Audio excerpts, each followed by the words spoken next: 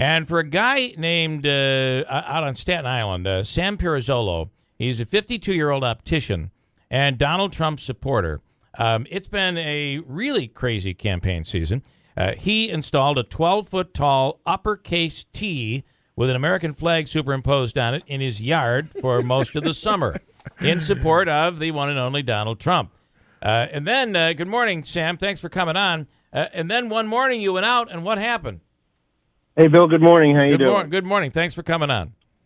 So basically, the T was erected by a local artist. His name is Scott Lebedo, and he does this. He's painted flags all across the United States in every state. Yeah. And we wanted to put up this T as a nondescript way for people to support Donald Trump, because back in May, people were getting punched in the face for wearing a Trump hat or anything that said Trump on it. Yeah. So this was an opportunity for someone to show a T and not say Trump. One night, we're in bed sleeping. My daughter comes and knocks on the bedroom door, and she says, Mom or Papa, there's someone ringing the doorbell. I go outside, and these people say, hey, your tea is on fire. Wow. So somebody had come. They poured an accelerant on the tea. They lit it up, and they ran away.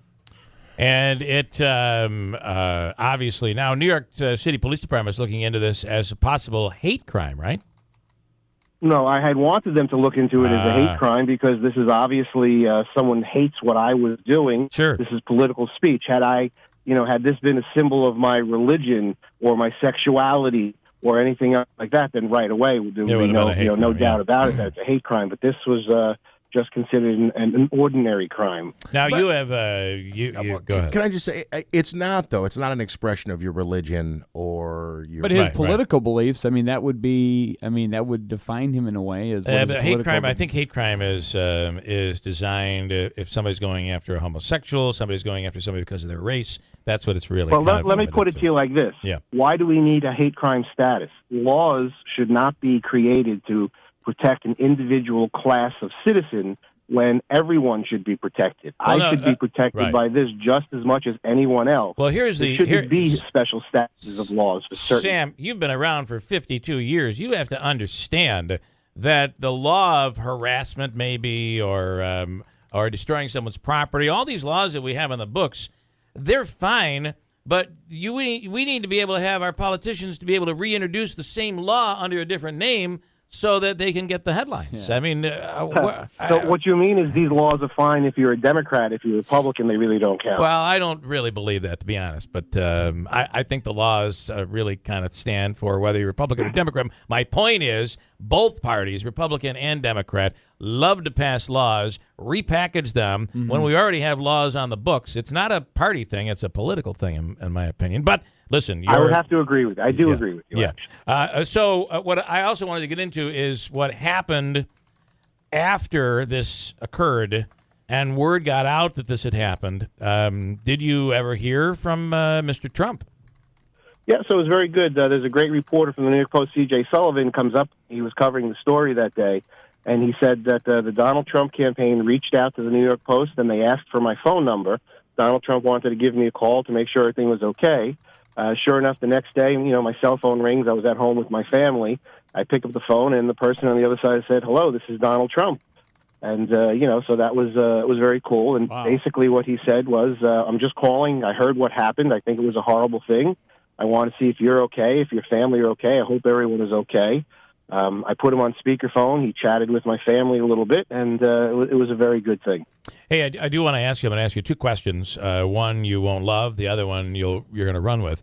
The first one is: did it throw you the talk on the bus? Did it throw you, as a lot of these women, we're up to like 12 women have come out and claimed that Donald Trump has in some way groped them or inappropriately touched them? Did that sway you at all? Did that bother you? No, not at all. All right, now the one you're going to run with. What do you think of this latest reinvestigation of Hillary's emails?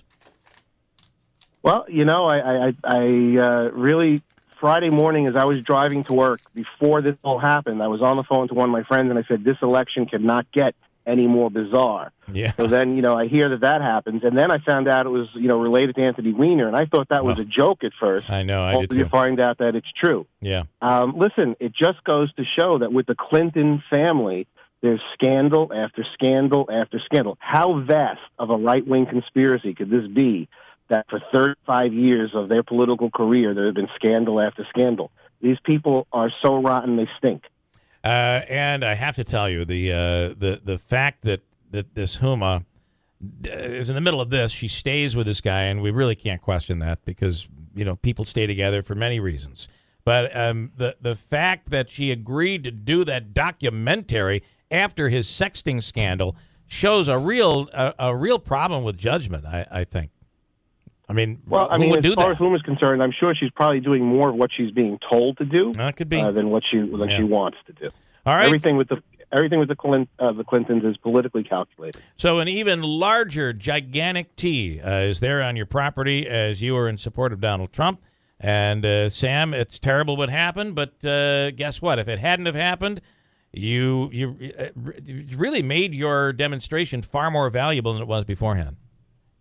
Well, that is certainly a way of looking at it. I prefer that it didn't happen because of the danger that put my family and my home in jeopardy. But you're correct. It certainly gave me the opportunity to speak nationally and internationally, about Donald Trump. All right, Sam. Thanks for coming on. We appreciate it. Have a great day and good luck.